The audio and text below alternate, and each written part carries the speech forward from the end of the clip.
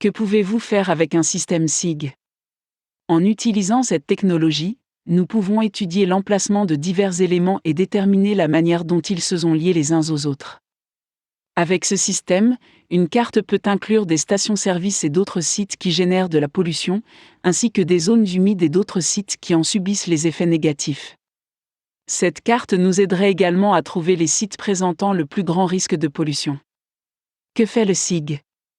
À l'instar des logiciels immobiliers, les logiciels SIG utilisent toutes les données qui incluent la localisation, généralement indiquée par la longitude et la latitude, le code postal ou l'adresse.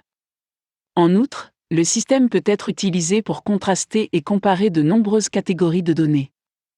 Les faits peuvent être liés aux personnes, comme le revenu, le niveau d'éducation ou la population. Ils peuvent également être liés à la terre, notamment l'emplacement des rivières, les différents types de sols et les types de végétation. Un SIG peut indiquer où se trouvent les écoles, les fermes, les usines, les routes, les lignes électriques et les trains d'orage. Un SIG est capable de faire tout cela sur une seule carte, ce qui nous permet d'observer, d'analyser et de comprendre les relations et les modèles avec une relative facilité. Que utilise un système SIG?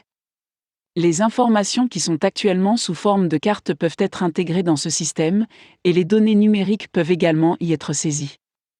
Cela inclut les informations recueillies par les satellites et la plupart des informations disponibles sous forme de tableaux. La technologie SIG permet de superposer ces différents types de données sur une seule carte, quel que soit leur format ou leur source d'origine.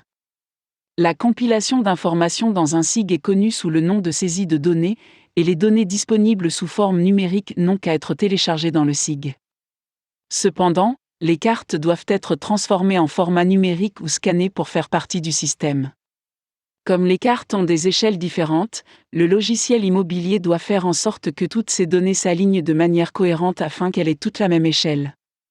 Une échelle compare la distance sur une carte avec la distance réelle sur Terre pour une meilleure précision géographique. Enfin, comme le SIG est un terme assez large qui fait référence à diverses procédures et technologies, il est utilisé dans de nombreux processus liés à la gestion, l'ingénierie, la planification, l'analyse et la logistique. Les gouvernements, grands et petits, et les entreprises utilisent les SIG pour gérer les données liées aux opérations immobilières, aux infrastructures et bien plus encore.